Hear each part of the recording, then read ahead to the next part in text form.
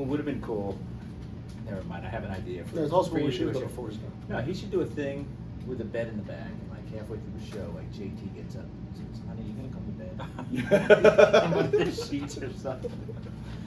That's what you gotta do on your recap. You're doing the intro. Yeah, well, hello. Hey everybody, hello, welcome to Hobby Think Tank. My name's Danny Black. I'm John Keating. I'm Mike Moynihan. And I'm Mike Junkwags Hero. Anyway, we're at the National 2023, and it's hot. It's hot in many ways. In many places. Many places. My nether regions are very hot, and as is the trade show floor. So, Mike Moynihan, what do you think about this whole National 2023 thing? If we're gonna think tank this, I think we need to go goods and bads, right? You got to have both sides. And I think the good things are the hobby's not dying. Can we all agree that the hobby's not The dying? hobby's strong. There are a lot of people here. A lot of money is flowing. People are buying cards. Dealers are selling cards. So I'll start with that. Do y'all, throwing that out there to you guys, strong hobby right now? Very strong, very happy. I didn't see anybody who was unhappy at the show. People were spending a lot of money, a lot of cards flying in and out of those cases. What do you think? I think since all of us came away with more than we intended, that's probably a sign of the prices getting a little bit more reasonable and dealers starting to sell again. Yeah, flexibility matters, and these dealers are finally, I think, this FOMO of missing out on a higher price at some point down the road. They're realizing, no, money now is pretty good, Right. instead of more money potentially, maybe, possibly, doubtful later. Well, the right dealers aren't selling the stuff they bought last week. Right. They've been building up their Inventory. over years, decades perhaps. And credit to the dealers that do dollar boxes, 50-cent boxes. Those have come down a lot of places. And I'm seeing more dealers that have dollar boxes. Yeah. It was Yeah. explained to me that some of the 50-cent boxes are actually 25-cent cards. So, I guess it's all in what you're buying or what Remember you're the looking for. pros but- and cons. Yeah, it's great that they're only 50 cents a card now, but they're 25-cent cards in return. So, I find last year's National, I thought prices were too high. The prices had started coming down by mid-2022, and dealers just weren't adjusting to those prices. This year, I think I'm getting prices well below even eBay prices, which surprises me. Dealers are really willing to negotiate, and if you're willing to walk away, they're going to say, oh, hang on a second. I have not paid more than what I wanted to pay on any card. Even if I really wanted it, I was able to get prices that were what I thought were good deals. I'm not, walking away with things where I feel like I stole it, but I'm getting very good deals. Dealers are negotiating, and they're hitting my number, which is important. you know what's awesome is my lap around the building today, 6 hours, whatever it was. It took you 6 hours. Not bad. It took me 8. That's Yeah. impressive. With that said, I didn't feel I was amongst jerks. Now, I'm talking about Facebook jerks, eBay jerks who want to buy a $1.50 card for 75-cent offers, stuff like that. Everybody's in a good mood. Everybody, there doesn't seem to be any kind of, there's no friction points. I mean, between collectors, dealers, and whatever. Everybody's buying, everybody's happy. There's no, there's nonsense happening, but it has nothing to do with the cards. Right. And that's great because the internet can be horrible if you sell on eBay or if you're dealing with people on Facebook groups. There's all sorts of friction, so it's great with all of that absent here. So Go ahead. Did we trade AC for Wi-Fi this year? I guess so. So for those of you that don't know, there was zero air conditioning yesterday. If it wasn't keeping up with the pure volume of people, and it was hot. I mean, I sweat yesterday for 12 hours straight, literally. And today it feels much better in there. We're doing this on Friday. It's 93 degrees outside. That doesn't help, and that's not common. They don't get a lot of 90+ degree days here. But to me this year, started last year. I saw it coming last year. It's a carnival almost. Literally in some places. Quite literally, and it feels like it's we know the National is an event, but it's like, what is it turning into? I don't know that I like the direction that it's going. You have enough tape in the camera right now? Because I have a lot to say. Well, Yeah. how much of this is transition? Last hurrah, Yes. right? For the old guard running the National, new guard comes in next year. You know it's a money grab. Who is the new guard? The guys who run the Chantilly. Chantilly. Yeah. And Philly New York. In New York, yeah. So what don't you like about this current iteration of the National? It's too big. That's the simplest description I can give to anybody that says, what don't you like about it? It's too big. You said it's a carnival, so you would think they should take away the kids playing basketball and the little booth things. Oh, you made it about It's children. yeah. He's not going to say no to the children. Yeah, of course not. But thanks for teeing that up for me. Yeah. There's a lot that goes into this, right? I spend my life in convention centers. I know that sounds very fun, but it's true. So There's usually a convention. there's usually a convention. Now you can't say you're going to add 200,000 square feet and then make the aisles small and have massive corporate booths I agree with that. that are empty. And I'm talking to you, Leaf. I walked by Leaf several times today, and it looked like a ghost town then. And that's prime real estate. So you need wider aisles, right? You can't build 100 apartments for 200 people when 2,000 people move into those 100 apartments. And that's what they say, 200,000 square feet. But a person isn't a person here. A person comes with a backpack, which essentially means two people. Or suitcase that they're Or wheeling around. suitcase, steamer trunks, everything is here. Wheelchairs. Yeah, Steamer wheelchairs. trunk. Yeah. Yeah. Saw a bellhop go by with somebody's Pelican Skyline. But you- I saw somebody carrying 2 Pelican Keep it. suitcases. And the problem is, one of the problems I find, and luckily old guy me knows the places to avoid, because if places are completely packed, that means new shiny stuff is there, Yeah. and that means I avoided somebody's at the door. Come on in. So anyway, you can say you're adding dealers, adding square footage, and your aisles are that narrow. Because if you're inviting more people in, and your garden hose is still small, you're not gonna, something's gonna break. Yeah. I'm going to not talk about your garden hose, but It's too with small. your convention expertise, how much of it is the funky layout, with not being a square rectangle-ish? Yeah, well, this is like on nobody's regular convention stop, this place right here. The biggest convention center in the country is in McCormick, Chicago, right. McCormick Place. You can easily do this show in one of those rooms at McCormick Place. Would that make it seem less awkward and large? Yeah, now the problem is with this, I mean, what other place do you have 30-degree inclines? And of course, it's 6 feet to get to the next room. You know, like, this is a complete, Cluster. it's a trap. It's just a mess. So this, and I'm sure we're gonna talk about this right now because I just brought it up, but I think the National needs to decide whether they're gonna put their big boy pants on, and is this gonna grow bigger and become a real trade show? Orlando, Vegas, Chicago, real convention center. I'm talking about McCormick Place, not this place. It's outgrown this place in this iteration. I feel a lot of it has to do with corporate. I feel a lot of it has to do with TCG, because I'm old school. To me, the National Sports Card collectors, such and such, it should be sports cards. And there's a lot of real estate taken up with TCG here as well. That's an excellent point. Mike? I feel very positive about the show this year. I will agree with you that the aisles are very, very cramped. At AC last year, I felt there was a ton of space Right. in between tables and booths. Yep.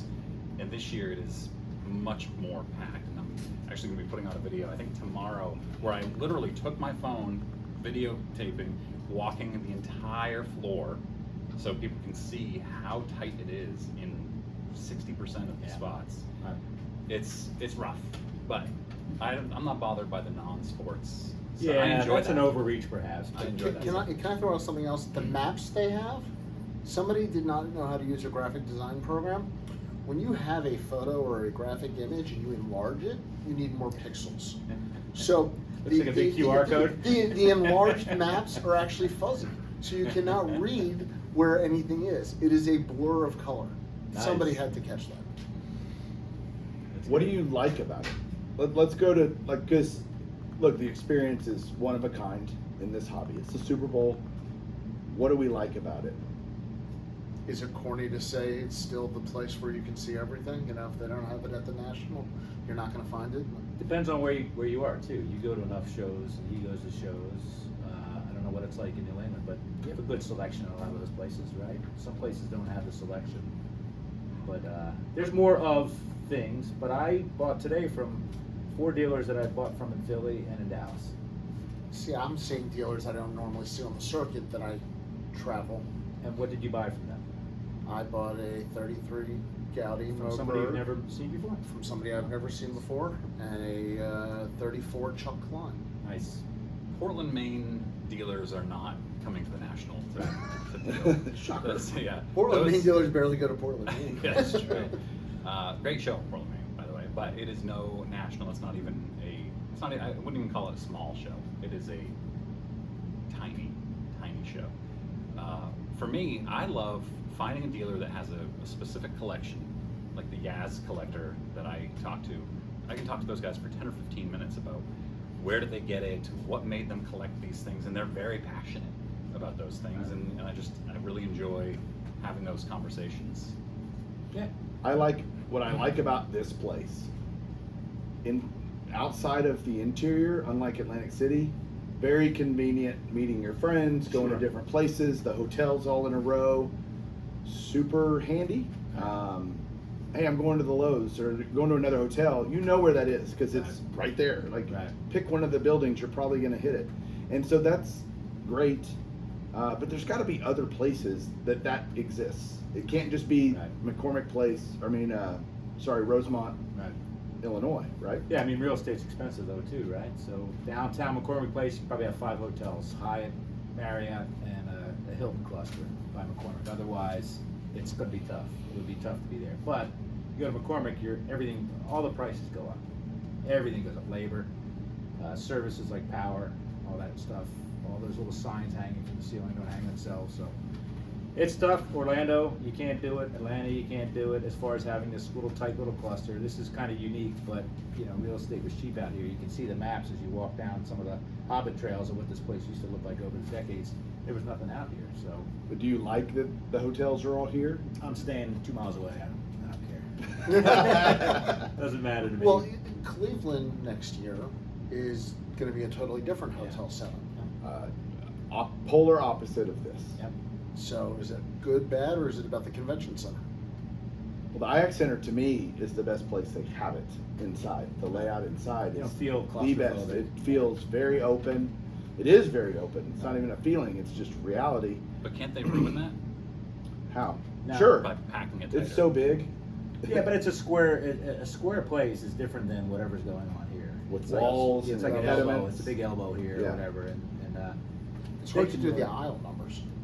Well, if I'm not wrong, like a third of the show or half the show doesn't have aisles signs. Like I thought 2/3 of them did. I was like, oh, there's aisle signs here now. Yeah. It's like you said, they don't hang themselves, so I don't know if they weren't made or Ran out weren't of- hung. Yeah. Yeah, it's tough to get both. And this hobby, like I said, we as a hobby or whatever have to decide: are we going to go to be a trade show, or are we just going to be a big card show? Do you see them announcing in the next few days most attended national ever? Record-breaking national? Why don't they announce numbers? What's the harm of announcing numbers? Real, true numbers. Because the following year, if it's lower. Yeah, but 91 was 91, right? They've had 30 years of not reaching that number. Because if they want to say that they set the record, you don't have a number to hold it against them. But who can challenge it? Why can't they just say we had 175,000 people? Well, that's what the Anaheim numbers kind of. No one's gonna know. How many Oh, how many legends. passes did you sell? Yeah, Okay. Yeah. How many dealer badges did you print? How many media badges? That's the number. That's how many people were here. What's the big mystery here? I don't understand why we, is this do I have to file a Freedom of Information Act to get this information from these folks? Can we still talk about things we liked about the show? You bet. I don't want to stay negative because this is the atmosphere in the building itself. From the second you come down the escalators, they described it perfectly.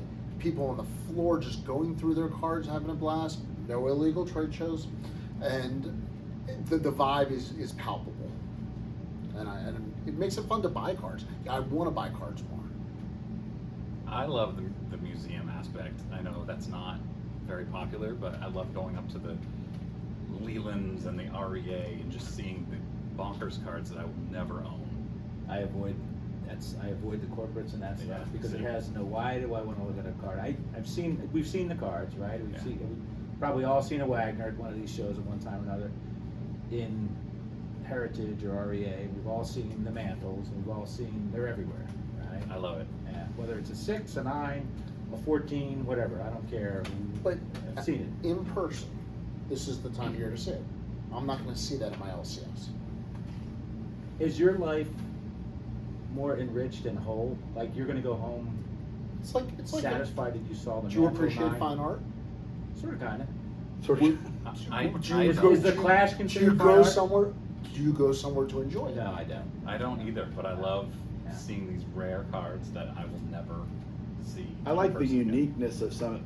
Putting a card in a showcase that I've seen, not as cool.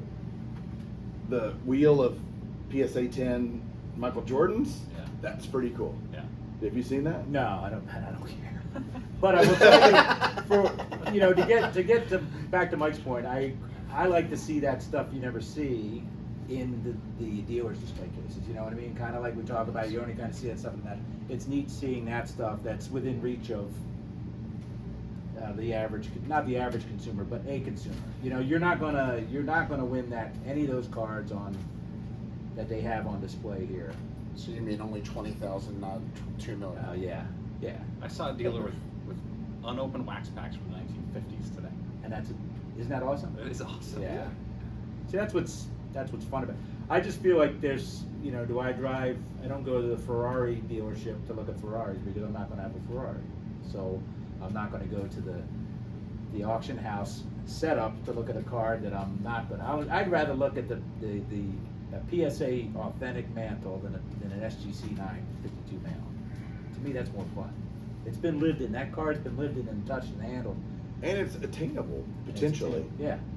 As So- one of our friends did this year. He traded a boatload of slabs for 52 mantle, which is awesome. Yeah. That was great. All right. Any final thoughts before we wrap this up? We still have a little bit of time left. Anybody have anything left on their to-do list? For the show? Yeah. I wanted to do a hobby think tank episode. Check. Not yet. Haven't gone through it yet. True. Did we press the button and start? No idea. Maybe. We have hobby hotline tomorrow morning. Good luck with that. Good luck with that. Wow. Just again, seeing friends. Now I'm like, once you kind of, it's great. Kimosabi. I'm kind of done buying cards, so now Are you? I get Okay. I get You to leaving help. tomorrow? I leave tomorrow. There you go. But helping friends find cards, I've done it multiple times today. We've Let's both go. done that. That's actually just as fun as buying it yourself. Yeah. 95%, 90% is fun. But seeing them get something they've been looking for and helping them negotiate, helping them what price they should pay, etc. There's some internal feel good to that, and I take away a lot of that. And then those memories of when they show that card. Oh, I was with them when they bought that card, right? And I remember who was with me when I bought my big cards this year and last year and 10 years ago. So those are things that go well beyond the complaining about the heat or the being packed and can't walk around. The things that will stick with me are those card memories with friends. I think the highlight for me was the Embassy Suites. Seeing so many talented and incredible collectors in one room. It was amazing. The get together we did last night. Absolutely amazing. Try not to date this. Right. You just dated it as Friday. It's evergreen content no Yeah. matter what. But anyway, seeing those faces in person, it was fun because there was so much passion in that room, and you have to be passionate to turn the camera on and talk into nothing, right? And it was neat seeing a lot of those folks acting like kids again with their cards out and all that fun stuff. That's the vibe. All around, yeah. Mike, anything else before I close this out? He was just like honed in on me about at TCG Con. He's still a little. I saw him staring at me. No, I appreciate that you and I have very different feelings about collecting and cards and I stuff. felt your So, laser beams. so where do we feel about presidential autographs then? Presidential autographs. They're you not get some? sports. They're not sports They're not cards. sports cards. Listen, I apologize to everybody in TCG. I collect, thanks to him, I collect vintage non-sports. So if we get rid of non-sports, then I'm screwed. So Three Stooges. Three Stooges, space cards. I bought my Evil Knievel cards today. Yeah. All sorts of fun stuff. So it turns out he hang doesn't on. buy sports You're cards. a fraud. Yes. What do you want? What else do you want? He just doesn't like children's cards. And I hate the '70s. What else? Well, okay, everybody, thanks for watching this episode of Hobby Think Tank special national episode. I'm Mike, Danny, Mike. John. Yeah, Mike. It's Garrett and Mike. they're over here. We got a crowd. We'll talk to you guys later. Keep collecting. Bam. Keep correcting. All right, let's put this room back. Nice How long? screensaver. Yeah. How long did we hit on that? 41 minutes. That's actually Was that nice. really? That felt like 15. You're